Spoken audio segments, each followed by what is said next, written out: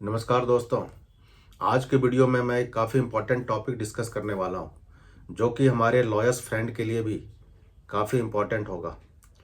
तो अगर similar matter पे एक क्रिमिनल मुकदमा और दूसरा सिविल मुकदमा एक साथ चल रहा है, तो क्या वह दोनों ही मुकदमा एक साथ चल सकता है? फिर अगर उन मुकदमे में आगे चलकर किसी एक में डिसीजन आ जाता है, यानी कि अगर वहाँ पर सिविल मुकदमे में डिसीजन आ जाता है, तो क्या वह डिसीजन क्रिमिनल पे बाइंडिंग होगा? या फिर पहले क्रिमिनल मुकदमे में डिसीजन आ जाता है, तो क्या वह डिसीजन सिविल मुकदमे पर बाइंडिंग होगा? तो आज के वीडियो में हम यह जानेंगे। बिल्कुल इसी मुद्दे पर अभी अप्रैल महीने में सुप्रीम कोर्ट का एक जजमेंट आया, प्रेमराज वर्सेस पोन्नम्मा मेनन। इस जजमेंट में इसी इशू पर चर्चा की गई है और सुप्रीम कोर्ट की फाइंडिंग आई है। तो वीडियो में आगे बढ़ने से पहले आप इस चैनल को सब्सक्राइब करें, लाइक करें और शेयर भी करें।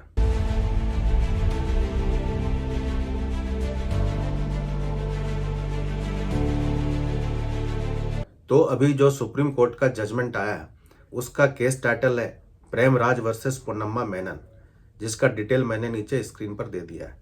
साथ में मैंने पूरी जजमेंट डिस्क्रिप्शन में डाल दिया है, वहां जाकर आप पूरा जजमेंट आप पढ़ सकते हैं। तो सबसे पहले देखते हैं कि इस मुकदमे में फैक्ट्स क्या थे, फैक्चुअल एस्पेक्ट्स क्या था।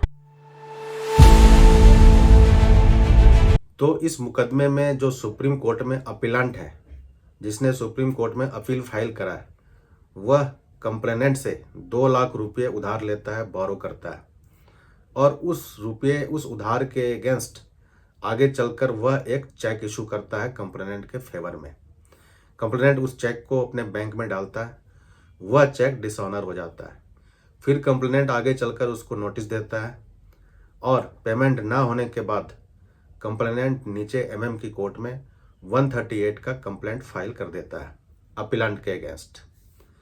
अब जब वह कंप्लेंट 138 का चल रहा था, तो एट द सेम टाइम उसी समय अपीलांट सिविल कोर्ट में एक मुकदमा फाइल करता है डिक्लेरेशन और इंजंक्शन का, जहां पर वह प्रेयर करता है कि यह जो चेक इशू करा है, यह इस चेक को डिक्लेयर करा जाए कि यह चेक जो है फॉर सिक्योरिटी इशू किया गया था और वहां पर जो अपीलांट है उसकी कोई लायबिलिटी नहीं थी, वह चेक सिर्फ एज सिक्योरिटी इशू करा गया था। और साथ में इंजंक्शन सीख कर रहा है कि डिफेंडेंट्स को रेस्ट्रेन किया जाए उस चेक को इनकैश करने से, उस चेक को बैंक में डालने से।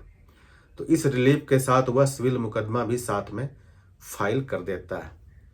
अब आगे चलकर सिविल मुकदमे में डिक्री हो जाती है, यानी कि अपीलांट के फेवर में डिक्री हो जाती है कि वह जो चेक था वह एज सिक्योरिटी था, वहां पर कोई लायबिलिटी नहीं थी।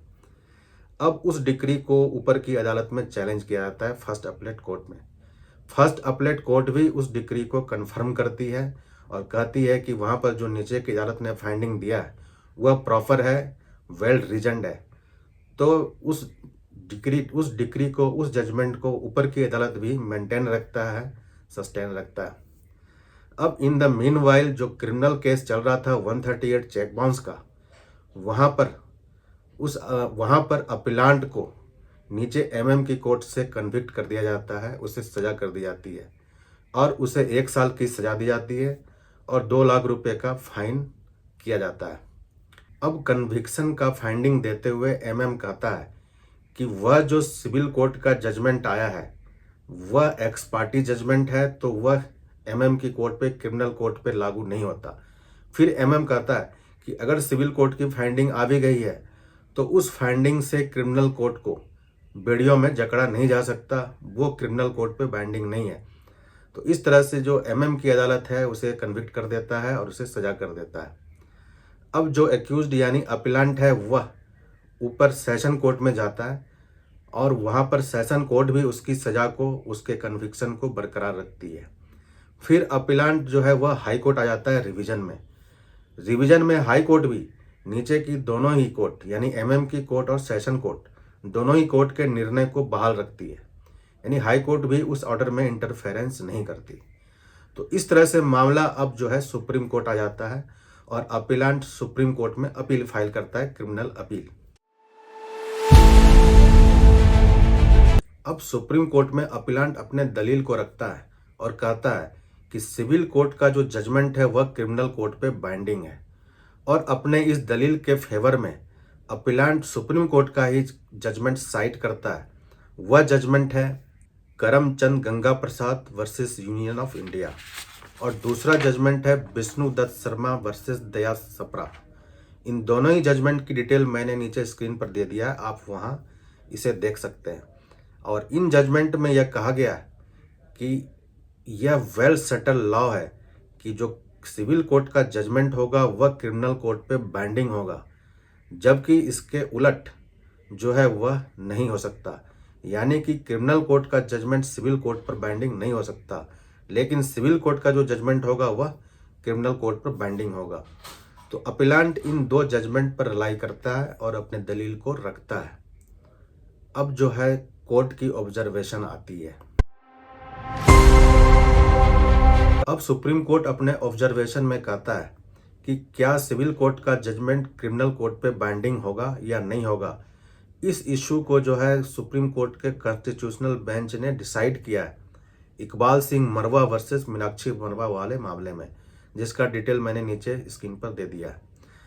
तो इस जजमेंट में सुप्रीम कोर्ट ने यह कहा है कि अगर सिमिलर मैटर पे, सिमिलर सब्जेक्ट मैटर पे सिविल केस और क्रिमिनल केस दोनों ही चल रहे हो तो वहाँ पर कन्फ्लिक्टिंग जजमेंट से हमेशा अवॉइड किया जाना चाहिए। यानी कि वहाँ पर अवॉइड किया जाना चाहिए कि कोई कन्फ्लिक्टिंग जजमेंट ना आ पाए। फिर यह भी कहा गया है कि सिविल मैटर और क्रिमिनल मैटर दोनों में ही जो है जो डिसीजन जो है दोनों का पैरामीटर एविडेंस लीड करने का वो डिफरेंट होता है। जहाँ सिविल मैटर में जो डिसीजन होता है वह प्रिपॉन्डरेंस ऑफ प्रोबेबिलिटी पे होता है, वहीं क्रिमिनल मैटर में जो डिसीजन होता है बियॉन्ड ऑल रीजनेबल डाउट होता है। तो इस तरह से यह नहीं कह सकते, और ना ही कोई स्टैट्यूटरी प्रोविजन है, ना ही कोई ऐसा लॉ है जो यह कहता हो कि क्रिमिनल केस का जजमेंट सिविल पे बाइंडिंग होगा या फिर सिविल कोर्ट का जजमेंट क्रिमिनल कोर्ट पे बाइंडिंग होगा। तो इस तरह से कॉन्स्टिट्यूशनल बेंच ने यह तो निर्णय दे दिया कि ऐसा कोई हार्ड एंड फास्ट रूल नहीं है कि सिविल कोर्ट का जजमेंट हमेशा ही क्रिमिनल कोर्ट पे बाइंडिंग होगा। यह जो है कोर्ट ने देखना है कि वहाँ पर इशू क्या था और उस जजमेंट में कौन सा पार्ट रिलेवेंट है जो कि क्रिमिनल मैटर में लागू होगा, यहाँ पर वह डिसीजन बाइंडिंग होगा। तो यहाँ पर हर केस के फैक्ट्स पे और उस केस के डिसीजन पर डिपेंड करेगा कि वह जजमेंट सिविल कोर्ट का यहाँ पर लागू होता है या नहीं। फिर सुप्रीम कोर्ट यहाँ पर एक और जजमेंट पे रिलाई करती है। वह जजमेंट है KG Prem Shankar versus inspector of police. इसका भी डिटेल मैंने नीचे दे दिया है। तो इस जजमेंट में भी सुप्रीम कोर्ट ने ही निर्णय दिया है कि यहाँ पर कोई हार्ड एंड फास्ट रूल नहीं है कि वह डिसीजन यहाँ पर बाइंडिंग होगा। कोर्ट ने यह देखना है कि कौन सा पार्ट रिलेवेंट है उस जजमेंट का जो कि यहाँ पे लागू हो सकता है।